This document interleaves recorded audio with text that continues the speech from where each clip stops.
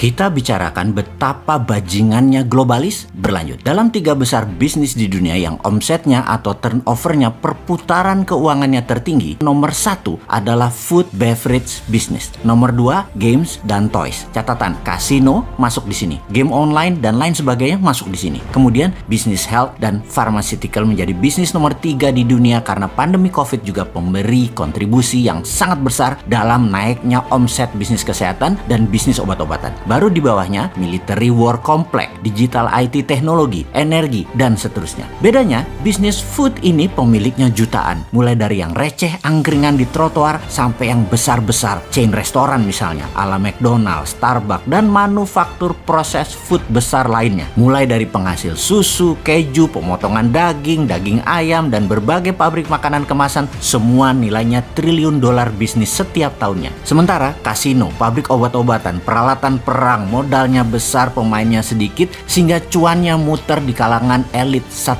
manusia. Kemudian dunia farmasi yang sangat bergantung kepada orang sakit menjadi nilai bisnis yang sangat besar nomor 3 di dunia saat ini. Sengaja kita gunakan huruf besar atau huruf kapital di dalam kalimat bergantung kepada orang sakit. Karena kebanyakan orang yang sakit adalah diciptakan. Benar, penyakit di tubuh manusia adalah ciptaan manusia sendiri yang memang bercita-cita ingin membuat orang tidak sehat. Sungguh, perang kesehatan awalnya dimainkan di tahun 1940-an akhir setelah Perang Dunia Kedua, dan para pemain bisnis makanan proses atau processing food lah yang memulainya. Perang ini adalah bagaimana membuat orang bergantung dalam tanda petik kepada produsen makanan, yaitu pada mereka. Walau berefek negatif buat kesehatan, mereka nggak peduli. Diawalinya semua itu di mana? Di Amerika. Protein dari binatang seperti telur, susu sapi dianggap baik buat manusia. Juga daging atau red meat dianggap membuat protein binatang itu sangat cocok dan baik buat manusia menjadi kuat. Itu disebut propaganda. Studi terbaru ternyata ini semua mitos. Telur dan susu binatang tidak terlalu baik buat manusia dalam jangka panjang dalam jumlah besar. Lalu propaganda seperti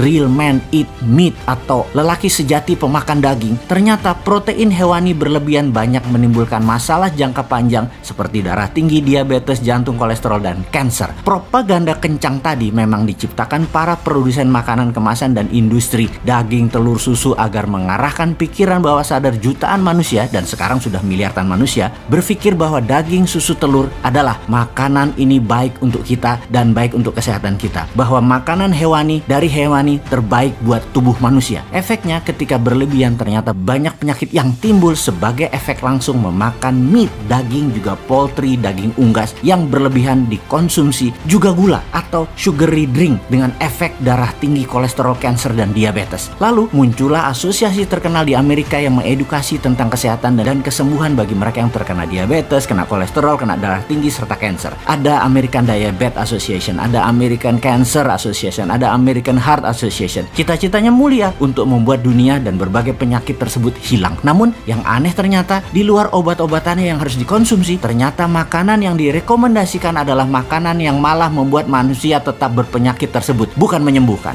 Alih-alih keheranan baru terungkap beberapa tahun ini bahwa sponsor asosiasi tersebut ya para produsen makanan juga yang makanannya yang sumber penyakit tersebut. Efeknya dunia farmasi dan kesehatan diuntungkan. Seumur hidup manusia yang terkena makanan tidak sehat tadi akan pakai obat-obatan kimia seumur hidup seperti obat darah tinggi, obat gula, dan lain sebagainya. Akan dipaksa semua manusia yang menderita tersebut memakan obat seumur hidup oleh dunia farmasi dan oleh dunia kedokteran. Sehubungan dengan itu semua, ada sebuah challenge menarik bagi sahabat jika ingin membuktikan apa yang dikatakan semua itu adalah benar. Kita akan buktikan kalau bersama tantangan ini kolesterol Anda akan turun menjadi normal, gula darah Anda akan menjadi normal, tensi darah Anda akan turun. Beranikah Anda melakukannya? Gerakan ini anti globalis banget, yaitu makan makanan selama 2 minggu ke depan semuanya plant-based food, makanan berbasis sayuran, makanan asli Indonesia, makanan yang terbuat dari tanaman, makanan seperti lodeh, gudeg, cah kangkung, dan banyak lagi. Nasi merah kalau perlu, juga rebusan tela, ubi, talas, makanan tradisional, jajanan tradisional, banyak banget lainnya termasuk gado-gado, pecel, terong balado, salad buah, dressingnya hanya jeruk lemon, dan tapi kalau buah terpaksa non durian dulu, dan lain sebagainya selama 2 minggu.